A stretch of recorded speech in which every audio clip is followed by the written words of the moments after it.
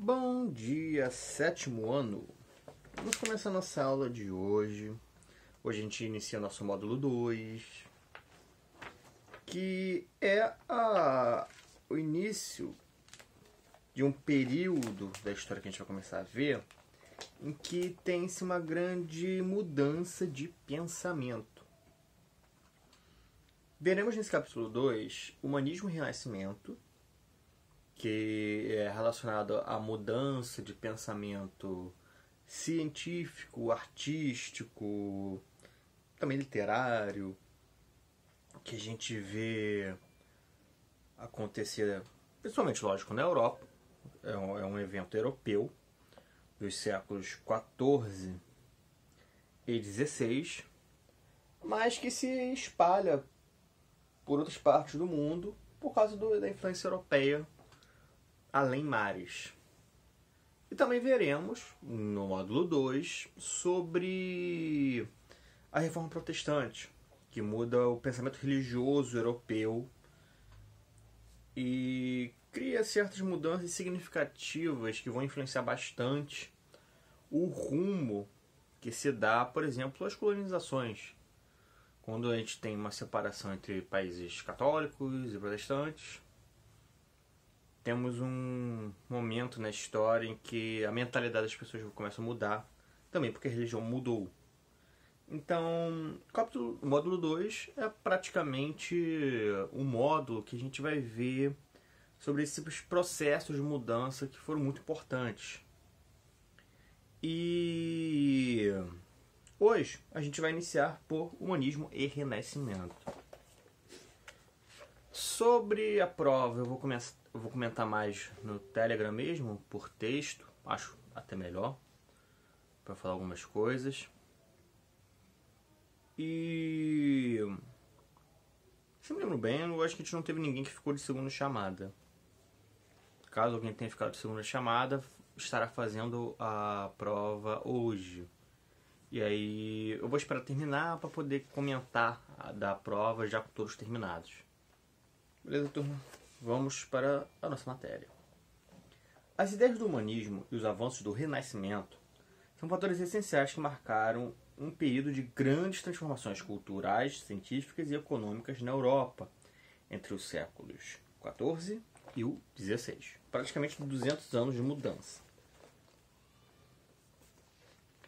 Uma das obras mais famosas feitas neste momento do Renascimento é a Mona Lisa. Acho difícil vocês não terem visto uma imagem, mas o livro de vocês traz caso nunca tenham visto. E por que ela é tão importante? Porque ela teve esse grande significado para a arte, a gente vai saber neste capítulo. O humanismo. Como vimos no capítulo 1, o período moderno na Europa teve início no século XVI. Então a gente está vendo um processo que inicia no medieval, no período medieval, ali no finalzinho, e vai até o período de início da Idade Moderna. Inclusive, parte dos pensamentos que a gente vai ver do humanismo e do Renascimento ajudam a definir a questão do moderno. A gente viu que os europeus usavam moderno para dizer algo que significava uma grande mudança em relação ao que tinha antes, uma grande novidade. Aí, só que com o tempo eles acabaram mudando o uso de moderno para dizer algo que é avançado, desenvolvido em relação a um atrasado. E muito disso está em conformidade com esse pensamento do humanismo e do renascimento, que eles prezam muito pelo desenvolvimento científico, a gente vai ver mais. E esse prezar pelo desenvolvimento científico traz desenvolvimento em outras áreas também.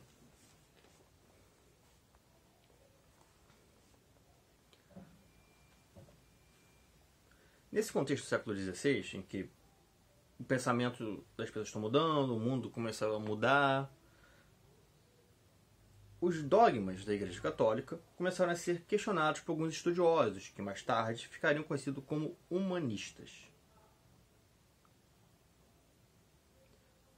Por que pensamento da Igreja Católica? Porque até esse ponto a gente não tem uma Europa que tenha divisão do cristianismo. A Igreja Católica era o cristianismo. Nem se falava assim a Igreja Católica nessa época. Se falava de cristão. A Igreja Cristã. Tem, lógico, aí já há um bom tempo, desde a idade... ali, no final da Idade Antiga, da Antiguidade, a Igreja Ortodoxa no Oriente. Mas como era longe do que a gente chama de Ocidente, longe, digamos, é do lado, mas para as pessoas em si é algo distante. É lá para a região da Grécia, para a região do Oriente Médio. Então, o pessoal ali do centro católico, digamos, França, Inglaterra, Espanha, Portugal, cidades italianas, cidades alemãs, eles viam o cristianismo como um só. Então, só tem o catolicismo, tem o ortodoxo, mas o ortodoxo está longe. Não se tinha a questão de chamar a Igreja Católica de igreja, digamos, de fazer essa diferença, de ressaltar a diferença da Igreja Católica em relação aos outros cristianismos. Porque dentro da Europa não tinha esses outros cristianismos para criar... Tipo, até podia ter uma maneira diferente de pensar, mas como igreja mesmo, não tinha outro. Então, quando se fala em questionar dogmas cristãos, nessa época é especificamente da Igreja Católica, que era que estava ali na região. Os humanistas criaram novas propostas de estudo e de ensino, sendo responsáveis por um movimento de renovação do conhecimento, pois defendiam um programa de estudos de humanidades. Pretendiam ensinar os alunos matérias como poesia, gramática, história, filosofia, matemática e ética. Eles propunham também a retomada dos estudos da cultura clássica greco-romana, que, na visão deles, era a mais alta expressão de cultura e, principalmente, a que mais valorizava a criatividade. O que seria esse programa de estudos da humanidade e por que os humanistas tanto valorizavam isso? Porque eles achavam que essas matérias em si, vamos lá, poesia ajudava as pessoas a ver o mundo, até a sua vida, coisas pequenas também do cotidiano, de uma forma mais romantizada, de uma forma mais pitoresca, e não da realidade crua que é pensar o mundo com uma outra cabeça. A poesia ajuda com isso. Gramática é essencial, escrever é importante, então é algo que ajudaria no desenvolvimento humano. História, saber o seu passado, você entende o seu presente e pode se preparar melhor para o futuro. Então o estudo de história era muito importante para os humanistas. Filosofia, que é a matéria que a gente usa em si, dos pensamentos sobre o mundo, o que é liberdade, o que é direito, o que é bondade, o que é maldade. Coisas assim são respondidas geralmente pelos filósofos. A matemática também básico, que nem a gramática, é necessário a matemática para você organizar sua vida, se planejar, até saber as coisas que você tem para poder entender se é necessário, por exemplo, comprar mais alimento, comprar mais roupas, porque tem mais gente vindo para sua casa, por aí vai. E a ética é a questão do certo e errado, o bom e o mal, o que pode e o que não pode. E todos eles juntos, com a questão também da cultura greco-romana, era visto pelos humanistas como algo essencial para desenvolver o ser humano como pessoa. Se a pessoa ela aprendesse sobre isso, ela poderia crescer como ser humano, se tornar um ser humano mais, digamos, Não seria perfeito, porque eles não pensavam exatamente dessa maneira, mas seria um ser humano que conseguisse viver melhor em sociedade. Que fosse mais... Como posso botar? Seria um ser humano mais valioso para a sua sociedade em si, e poderia agregar mais coisas, trazer mais coisas. Entre os humanistas havia cristãos e não cristãos. Por pensar de maneira diferente, eles discordavam em muitas questões. No entanto, o que os unia era o entusiasmo pelo estudo e pelo saber crítico. O que é o saber crítico? Por exemplo, eu aprendo... Eu vou dar um exemplo bem conhecido, que geralmente eu tenho certeza... Geralmente eu uso, e eu acho que eu já até falei pra vocês, que é o exemplo de Pedro Álvares Cabral. Eu aprendo, por exemplo, na escola, que Pedro Álvares Cabral chegou no Brasil por acidente. A missão dele era ir às Índias, aí ele fez uma rota errada e veio pro Brasil. Se eu não tenho um saber crítico, eu paro por aí. Eu ouço que ele chegou no Brasil por acidente e não sei o porquê. Ah, mas por que ele chegou no Brasil por acidente? Ah, é porque ele pegou uma rota errada. Ah, é porque ele deu uma ordem errada. Tá, isso é estranho. Se eu tenho um saber crítico, eu vou indagar essa informação e ir procurando os porquês. Hoje já se sabe que não foi acidente. Ele tinha a missão mesmo de ir para o Brasil. Era uma missão secreta e por isso que demorou-se muito a popularizar a ideia de que, na verdade, a missão tinha o objetivo mesmo de ir para o Brasil. E o que se popularizou desde lá de trás foi que foi um acidente, porque a maioria dos tripulantes mesmo não sabiam que ele ia vir para o Brasil. E o saber crítico ele ajuda a construir o desenvolvimento do conhecimento. Porque se você não tem um saber crítico, você aceita aquilo como verdade, é um dogma. Não é ciência.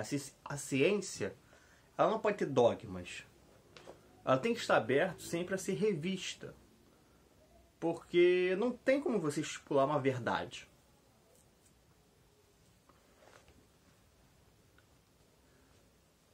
No entanto, eles concordavam que era importante o aprimoramento dos conhecimentos sobre os seres humanos, o desenvolvimento das capacidades individuais das pessoas, o respeito à liberdade de pensamento. Ou seja, eles concordavam em algumas questões, tinham os cristãos, tinham os não cristãos. Ah, professor, naquela época tinha ateu? Podia ter. Sendo bem sério, podia ter. Era, digamos, uma coisa popular? Era socialmente aceito ser ateu? Não. Não era socialmente aceito ser ateu, nem mesmo fora do cristianismo. Em outras culturas também não se tinham bons olhos a isso, porque estamos falando de uma época em que todas as culturas, não apenas os ocidentais, eram muito cristãs. Mas tinha-se, sim, alguns ateus. E também a gente tem entre esses pensadores humanistas, pensadores islâmicos, pensadores judeus. Podia ter até pensadores, por exemplo, o Wicca, que é uma religião, aí, se não me falha a memória, uma religião primitiva da região da França, Espanha, alguma coisa assim. Podia ter outros pensadores humanistas de outras religiões. E quando fosse o assunto de religião, lógico, eles iam discordar, porque cada um queria uma coisa, mas eles sabiam respeitar o livre pensamento, inclusive a livre escolha de religião. Eles entendiam que a gente reza de maneiras diferentes, a gente reza de maneiras diferentes, mas vamos parar por aí. Bom, a gente pode até discutir uma coisa de religião, mas cada um respeita cada um. E o desenvolvimento das capacidades individuais e do conhecimento humano, aprimorar o conhecimento humano, era uma das coisas principais do humanismo, é o que eles mais queriam. A ideia do humanismo era justamente elevar a importância do estudo, que nessa época era muito restrito. Era extremamente restrito o estudo. Em países cristãos, por exemplo, o estudo era apenas para nobres. Talvez tivesse ali um burguês ou outro que tivesse condição de pagar estudos, mas era uma grande exceção. Padres estudavam, os que mais estudavam. Inclusive, o conhecimento científico europeu ele nasce entre padres, porque é a pessoa que estuda, é a pessoa que tem como procurar saber como funciona a natureza em si, então acabou surgindo nesse meio. E esses 3 pontos, primeiramente o conhecimento dos seres humanos, desenvolvimento das capacidades individuais e respeito à liberdade de pensamento, é a base da base do humanismo. Isso depois, mais pra frente, até num conteúdo que vocês vão ver no que vem, vai influenciar um movimento muito importante, mas que a gente não vai ver agora.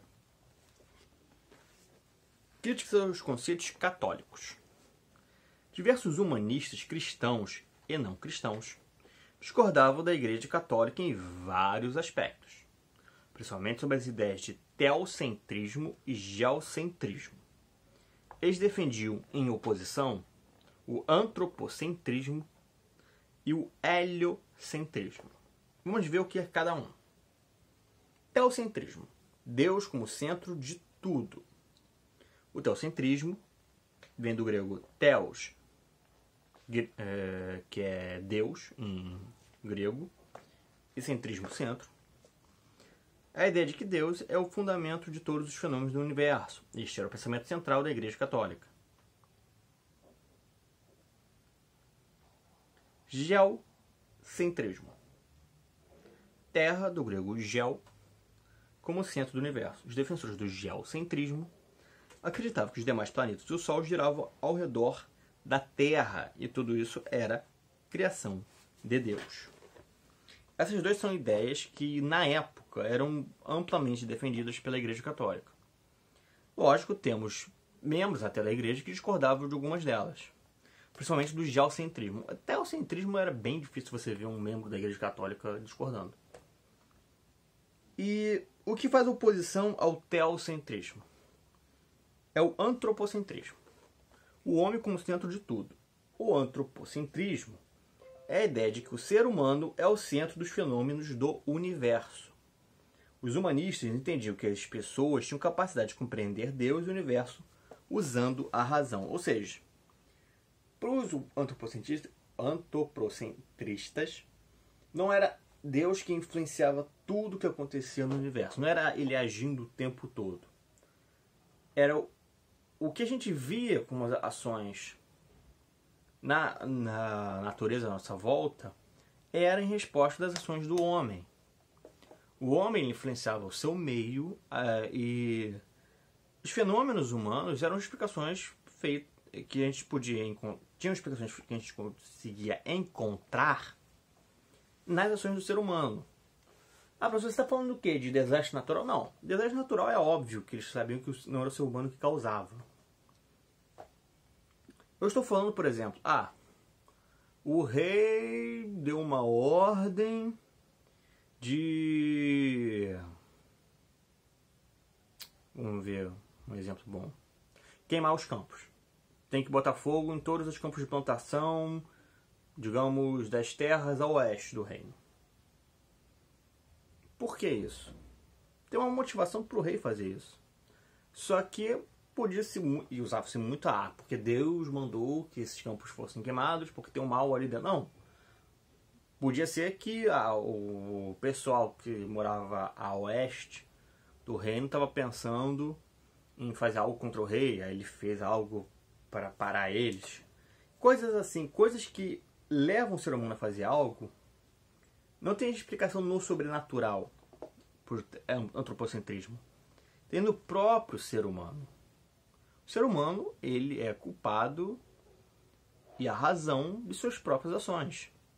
E pelo antropocentrismo, o ser humano ele podia pensar sobre Deus e o universo a partir de sua própria capacidade de pensamento. Através da razão. Através da razão, o ser humano poderia entender como funciona o mundo e o universo à sua volta. Heliocentrismo. Sol como centro do universo. heliocentrismo, de Hélios, Sol em grego, era defendido por um padre e astrônomo polonês chamado Nicolau Copérnico. Copérnico, um grande pensador dessa época, do humanismo, era o padre. Eu bem falei para vocês, o meio científico europeu ele começa muito dentro da igreja. E Copérnico defendia de que, na verdade, não é o Sol que gira em torno da Terra, é a Terra que gira em torno do Sol. E ela também gira em torno de si mesma. Ou seja, ela tem um movimento de rotação e de translação. Rotação faz o ano e translação faz o dia e a noite.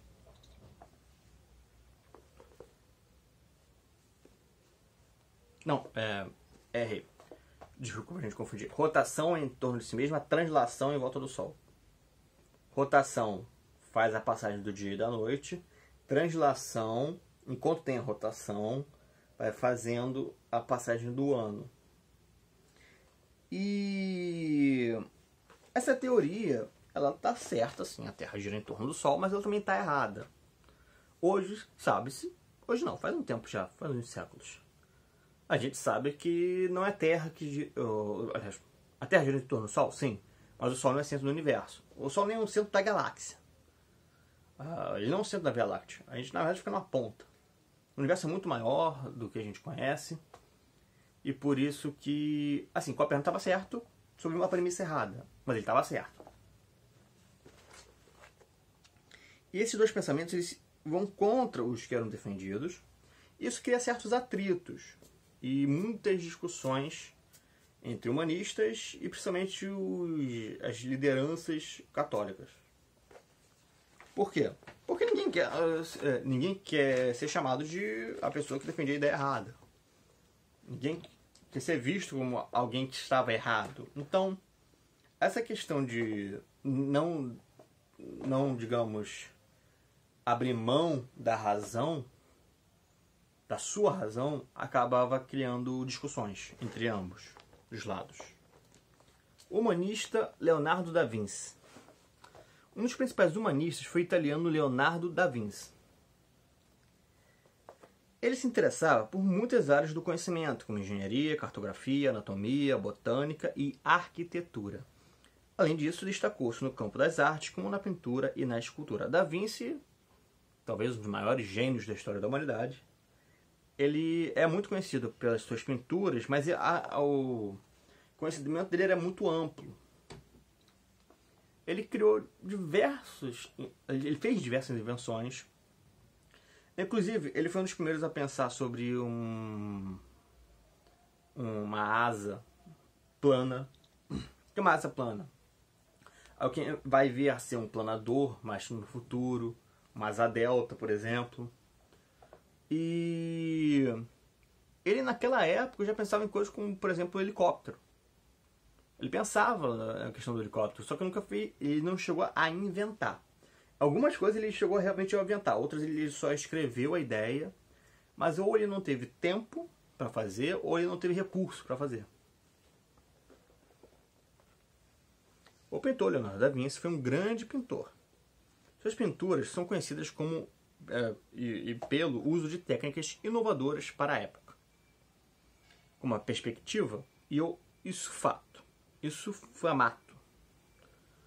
As técnicas de perspectiva consistem em representar os elementos da cena de modo que pareçam estar em profundidades diferentes. Já a técnica do isofamato é usada para suavizar a diferença entre tons das cores. Entre as pinturas mais conhecidas de Leonardo da Vinci estão Mona Lisa, pintada em 1506, A Última Ceia, pintada em 1497, e A Virgem dos Rochedos, pintada em 1478. Aqui, o livro de vocês traz no início a Mona Lisa e traz também A Última Ceia, que é um afresco. O que é um afresco? Um tipo de pintura feita com tintas diluídas em água sobre superfície com argamassa ainda fresca. Professor, o que é isso? Argamassa é uma mistura, que geralmente até usada tem em obras, que você faz uma massa e você bota e com o tempo ela endurece. O que ele fazia? Ele botava a argamassa e deixava ela ela não fica dura, mas já tem uma consistência para poder pintar. E aí ele vem com uma tinta, que não é uma tinta pura, que ele usou água para ela ficar mais, digamos, líquida. E ele vai pintando ali na argamassa. Que aí a argamassa ela endurece já com a cor. E a questão da profundidade é o seguinte. A gente vendo a Santa Ceia, a gente tem a impressão de que tem, digamos, Jesus e seus apóstolos aqui na frente e tem um fundo lá atrás. A gente consegue, digamos, nosso olho identifica profundidade. Isso é questão da profundidade, a gente vai até ver mais nesse capítulo. E isso é uma grande inovação, porque antes as pinturas da Idade Média, principalmente, elas eram planas. Era como se fosse tudo o mesmo plano, não tinha sensação de ter um fundo. E Da Vinci foi um dos que mais contribuíram para o desenvolvimento dessa sensação de profundidade, que agrega mais coisa à obra. E o sulfamato, a gente vê pela diferença de cores, por exemplo. Se tem cores mais escuras e cores mais claras, parece que dentro da imagem tem luz. A gente consegue identificar iluminação pela diferença de cores. Ele era realmente muito inteligente. O anatomista. Da Vinci acreditava que para um pintor ou escultor representar com precisão figuras humanas, era necessário ter conhecimento de anatomia, ou seja, de como funciona o corpo humano. Por isso ele dissecava cadáveres para estudá-los. Não se assustem, isso é coisa feita até hoje, é normal dentro da ciência e da medicina. Tendo realizado mais de 1000 desenhos com detalhes das partes internas do corpo humano. Esses estudos de Leonardo colaboravam não apenas para o aprimoramento artístico, mas em grande parte também para o desenvolvimento da medicina. Leonardo foi, por exemplo, o primeiro a dissecar e a descrever um entupimento de uma artéria pelo acúmulo de gordura. Ou seja, uma das coisas que cria o infarto do coração é a artéria do coração, uma das principais veias, ela fica entupida de gordura, muito por causa de má alimentação muito gordurosa, e vai entupindo. Isso causa o infarto. O Leonardo da Vinci foi o primeiro a comprovar isso. Ele abriu o coração e viu, tem gordura na artéria. Então, se a gente come errado, come de uma maneira errada, pode acabar dando esse problema. Ele foi o primeiro a fazer essa ligação. O engenheiro e o inventor. Leonardo se destacou nas engenharias civil e militar, projetando e construindo aparelhos e máquinas para os mais diversos fins. Ao observar as necessidades práticas de atividades cotidianas, ele criou máquinas de fiar, guindastes e um dos primeiros projetos de bicicleta. Leonardo também contribuiu para a exploração das águas, com a criação de projetos como o escafandro, os tubos respiratórios para mergulho, e as nadadeiras, as boias salva-vidas e o submarino. Sim, o primeiro submarino foi feito por Leonardo da Vinci. Eu não sei se eu consegui encontrar essa imagem, porque eu procurei de novo a imagem que eu tinha visto do submarino da Vinci e eu não encontrei. Mas ele era feito, digamos, ele pensava a ideia de um barril, que o barril boia. Aí a partir daí ele foi tirando uma ideia de como fazer isso funcionar com um movimento. Aí ele estudando, ele foi pensando em como fazer um submarino. É muito interessante essa história do Da Vinci. Muitos dos projetos de Da Vinci, entre eles as máquinas voadoras, não puderam ser construídos naquela época, pois ainda não havia tecnologia necessária. Esses são projetos que por exemplo, da máquina voadora, que o Da Vinci ele só escreveu, ele só desenhou, ele nunca chegou a pôr mesmo em prática. O que a gente tem de modelo feito são pessoas que anos depois viu e fez. Mas ele mesmo não fez. Graças à sua enorme capacidade criativa e sua importância para as artes e as ciências, Leonardo da Vinci é considerado um gênio da humanidade. O livro de vocês traz algumas. a réplica de um modelo de guincho, que era muito mais efetivo do que os outros da época, o modelo do tiar mecânico, da máquina de tiar, ainda com força manual, mas um grande avanço também. A máquina voadora dele, que é muito parecido com a ideia de uma asa delta, um planador. E aqui a bicicleta, pensada por Da Vinci.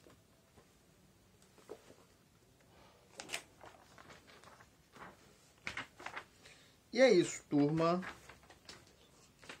Vamos parar por aqui. Vamos lá para nossa turma do Telegram, nosso grupo do Telegram. Tirar dúvidas, falar sobre a matéria e comentar um pouquinho sobre a prova. Vamos lá, turma.